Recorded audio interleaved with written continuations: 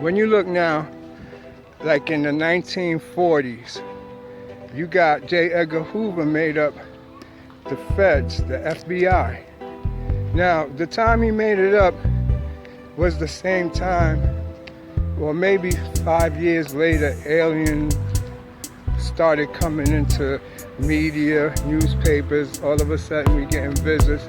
This is around 1950s, same time around when Hoover did the FBI. Now, you would think that more than anything he'll be doing it for the purpose of really monitoring other countries, terrorist groups and other stuff like that. But it didn't come out like that. Originally, when it was created, they was monitoring the urban areas. This is your Black Panther groups, your Black Guerrilla family, or any type of families that they felt was a threat to them.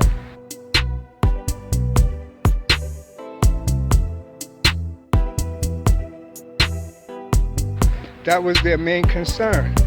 And so you see the FBI and all of them was really doing inner urban work in America. And their whole focus was on the black race. And that's the thing that we don't understand. You have so much surveillance on Dr. Martin Luther King, so much surveillance on Malcolm X. I'm using them because everybody knows their history and they're most documented out of everybody.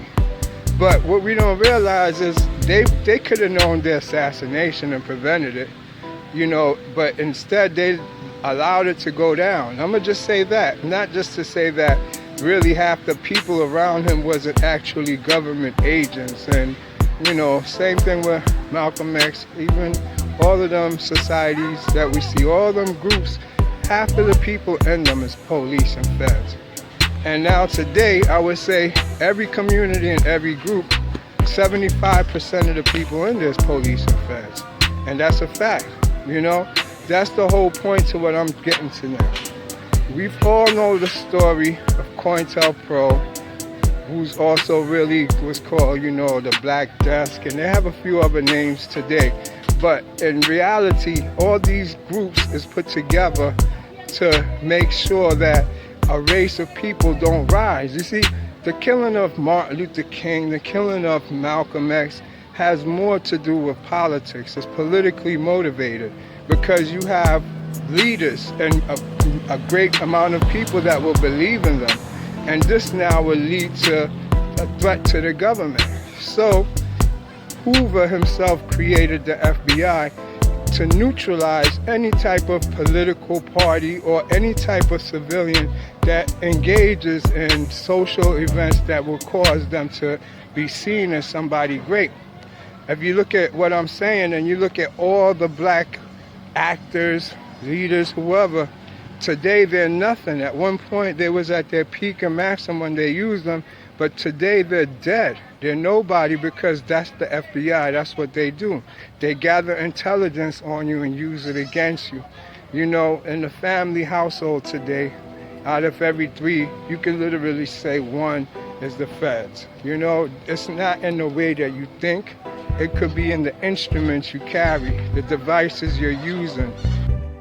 We know that Google is tracking us. We agree to it when we set up our phones. So we wanted to figure out what exactly Google is learning about us throughout the day. So here's what we're going to do. We have 2 identical phones. The only difference between these 2 phones is this one is in airplane mode. Both of the phones lack a SIM card, and they haven't been set up to access any Wi-Fi networks. So for all intents and purposes, these phones have no connection to a data network. We're going to keep them with us throughout the day. And while I travel around DC, we're going to figure out just what Google is finding out about me.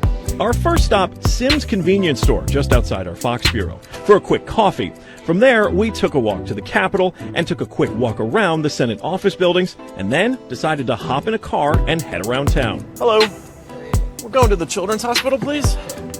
To run our test, we had to do more than walk the block, so we took a tour around our nation's capital. First, due north to the Children's National Medical Center Hospital, then west to St. Albans School and the National Cathedral.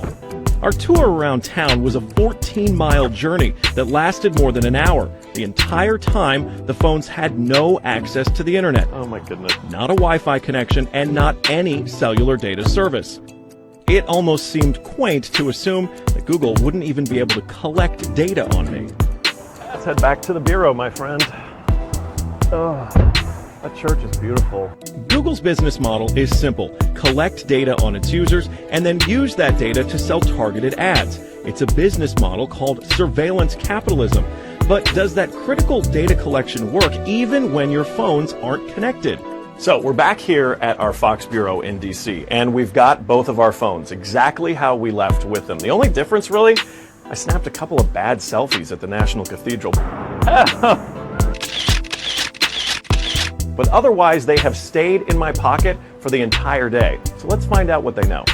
This is our man-in-the-middle device. It's basically a Wi-Fi network that these phones are going to connect to once we turn their Wi-Fi on.